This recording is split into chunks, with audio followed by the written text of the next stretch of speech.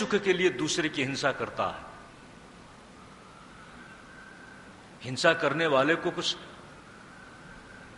कुछ तो अपने आप में आनंद आता है। दूसरे को मार करके जो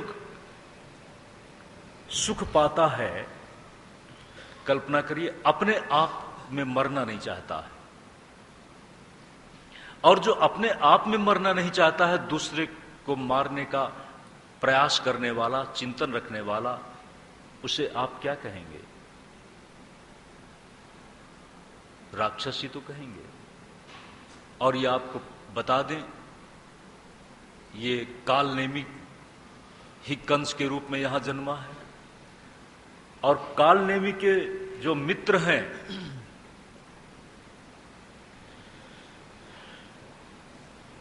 आज बदले हुए रूप में हिरण्याक्ष और हिरण्यकशिप, शिशुपाल और दंतवक्त्र के रूप में जन्म लेते हैं।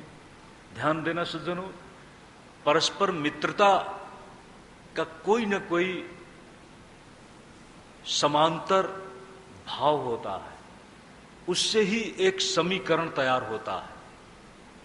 अगर समानता का कोई संस्कार नहीं होगा, समानता का तालमेल का कोई आधार नहीं होगा, तो मित्रता नहीं घटित होगी। पूर्व जन्मांतर में ये सब साथ में थे। ध्यान दें सज्जनों,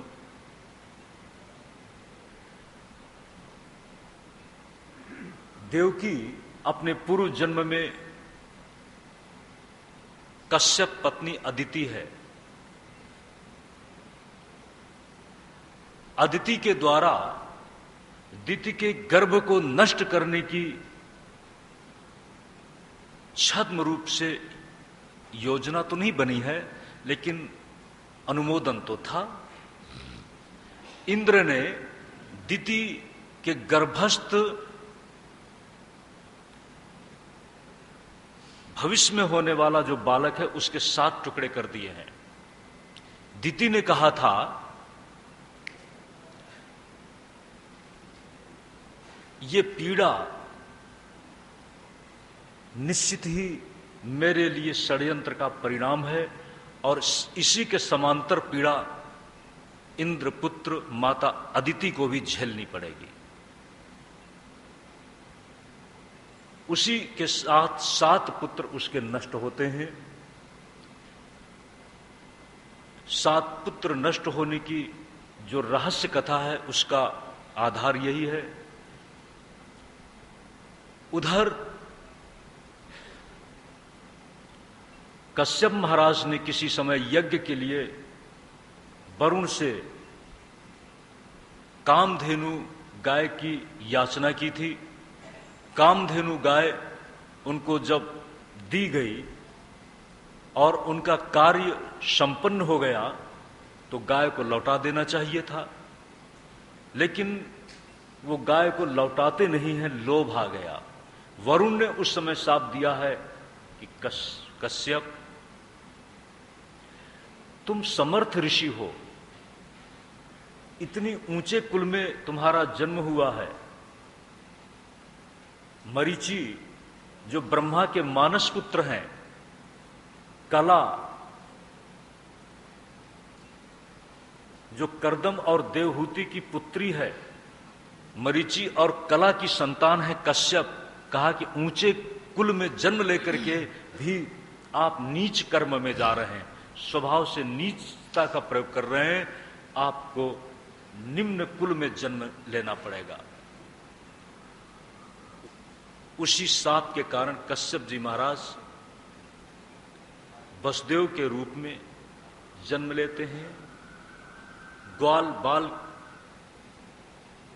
के कुलों में जन्म लेते हैं, राज्य के अधिकारी नहीं है। राज्य तो जीवन का एक उन्नत रूप हो गया।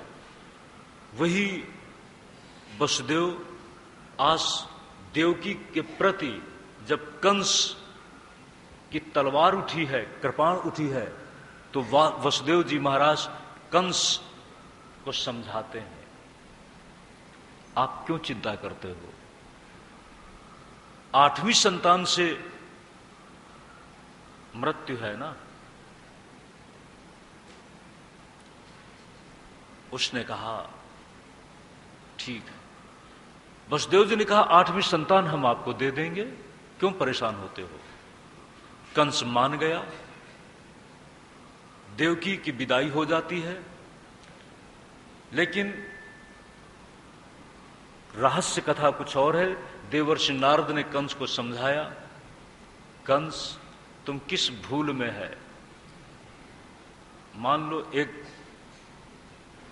8 पंखुड़ियों वाला पुष्प है, कहा कि बताओ इसमें तुम पहला कौन मानते हो। कंस ने कहा यह तो समझ में नहीं आता है, कहां से हम शुरू करें। उस समय देवर्षि नारद ने कहा कि तुम कब तक प्रतीक्षा करोगे 8वें की। उसने कहा ठीक, तब तो जो भी संतान होती है हम उसको शुरू से ही खत्म करते चले जाएंगे। ध्यान देना, देवर्षि नारद की अपनी सोच है कि अगर पाप चरम कक्षा तक नहीं बढ़ता है तो दंड देने में देर लगेगी, और अपराधी जल्दी ही खत्म होना चाहिए।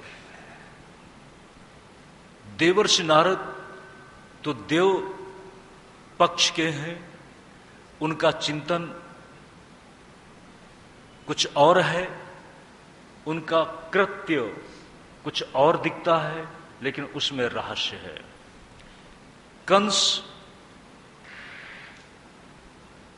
देवकी और वसुदेव को बंदी बना देता है।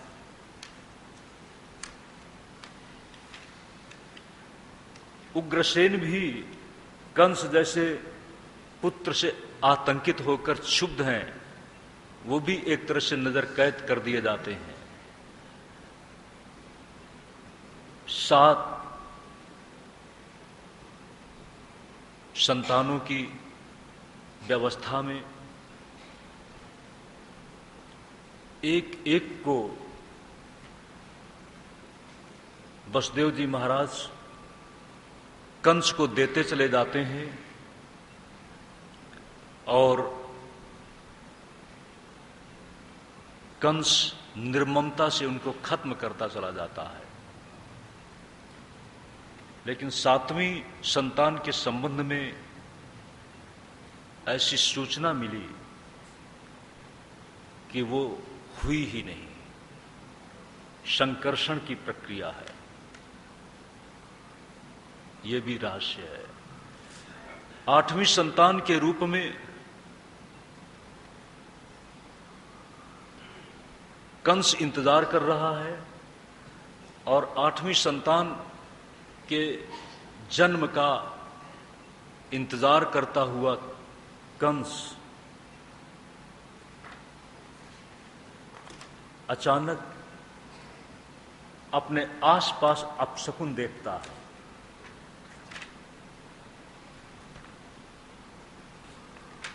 निश्चित ही परमात्मा के 2 रूप हैं। भगवान कृष्ण गीता में एक स्पष्ट संदेश देते हैं अर्जुन को, कालोस्मि लोकक्षय कृत प्रवृद्धा। मैं इस समय अर्जुन काल रूप में हूं, मेरी ही योजना के अंतर्गत सब कुछ हो रहा है। ये युद्ध की विभीषिका, युद्ध का ये दुर्दांत रूप, ये सब मेरी इच्छा में ही घटित हो रहा है। विराट रूप का दर्शन किया है तो बताया है, कालोस्मि लोकक्षय कृत प्रवृद्धा मृत्यु सर्वहरश्चाहम। ईश्वर के रूप है। इसी के साथ ईश्वर का एक रूप परम सुख देने वाला है, परम आनंद देने वाला है। कंस को चारों तरफ अपने अपशकुन दिखाई पड़ने लगे। इधर जो भक्त जन हैं उनके मन में सहज ही प्रसन्नता का स्पंदन शुरू हो गया। अब चूंकि भगवान को जन्म लेना है तो भगवान अपने आने से पहले एक विधान करते हैं। ध्यान देना सज्जनों, योग माया को, ये तो एक लीला है, भगवान की लीला जन्म के साथ साथ शुरू हो जाती है। योग माया, कंस पहले योग माया का दर्शन करता है। योग माया का आना जरूरी है। अपने मौलिक स्वरूप में भगवान जिस रूप में है, माता अदिति ने और कश्यप ने जो साधना की थी भगवान को पुत्र रूप से पाने की, मैं पुत्र रूप से तुम्हारे यहां आ रहा हूं, इसको बताने के लिए उन्होंने अपने चतुर्भुजी रूप का दर्शन दिया है। शशंक चक्रम शकिरीट कुंडलम शपीत वस्त्रम सरसीरुहेक्षणम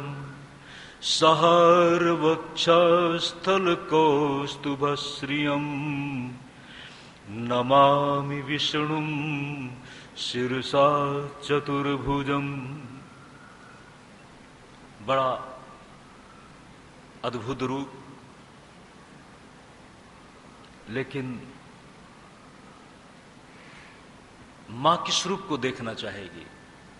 लीला इस रूप से तो नहीं होगी। अपने आप को बाल रूप में ढाल दिया। माता कौशल्या ने भी तो यही कहा था, कीजय शिशु लीला,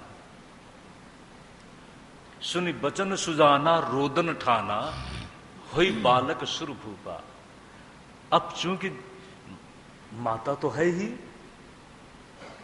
और जब माता कह रही है तो माता की बात तो मानना चाहिए, क्योंकि मातृदेवो भव पितृदेवो भव। मां ने जब कहा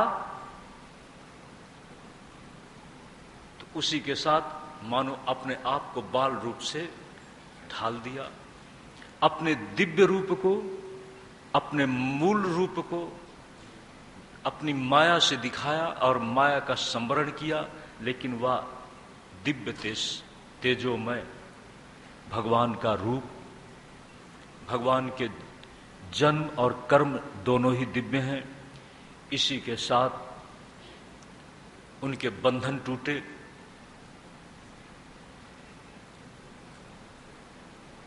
वसुदेव जी महाराज को संदेश दिया कि मुझे यहां मत रखो, क्योंकि मेरी लीला की शुरुआत यहां से नहीं है।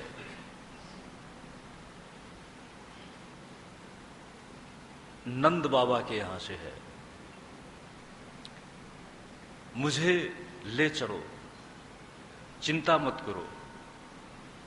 ये अंधकार और ये बंद कारागार तुम्हारे लिए अब रुकावट नहीं बनेगा। ये बंदीगण जो पहरा कर रहे हैं, ये सब निद्रित हो चुके हैं। भगवान कृष्ण ये संदेश दे रहे हैं। चारों तरफ बादल छाए हुए थे, वो भी तो चाहते थे नूतन जलधर रुचये। जो अवतार ले रहा है उनको लगा कि हमारे साथ तो संबंध है, हम जैसे थोड़े काले काले हैं, थोड़े श्याम रंगी हैं, उसी तरह का ये श्याम रंगी पैदा हो रहा है। भगवान श्याम रंग का अनुसरण कर रहे हैं। नूतन जलधर रुचये गोप बधूटी दुकूल चौरायो। बादल भी पुलकित हैं, लेकिन तारों ने कहा मुझे भी तो देखने दो। चंद्र ने कहा कि हमारे वंश में भगवान, आज मैं धन्य हूं, मैं भी इंतजार कर रहा था। सूर्य वंश में तो पैदा हुए, लेकिन हम इंतजार कर रहे थे कि मैं कब अपने अस्तित्व को, अपने व्यक्तित्व को पुण्यवान कह सकूंगा। आज समय आया है तो मुझे भी तो देखने दो। इसलिए बादल धीरे धीरे छटने लगे। रात्रि ने कहा, जिस समय ब्रह्मा को मधुकैटभ का भय सता रहा था और भगवान विष्णु दिखाई पड़े अपने मूल में, लेकिन सोए हुए थे, उस समय ब्रह्मा जी ने रात्रि सूक्त से उस महाशक्ति की आराधना की है। रात्रि सूक्त से उसी रात्रि का प्रतिनिधित्व मानो प्राकृत रात्रि। उसने कहा, आज मैं भी धन्य हूं। मध्य रात्रि को आप क्या कहोगे? रात्रि भी पुलकित है। और वसुदेव जी महाराज भगवान कृष्ण को लिए हुए अब चल, बोलो भगवान आनंद कंद श्री कृष्ण चंद्र।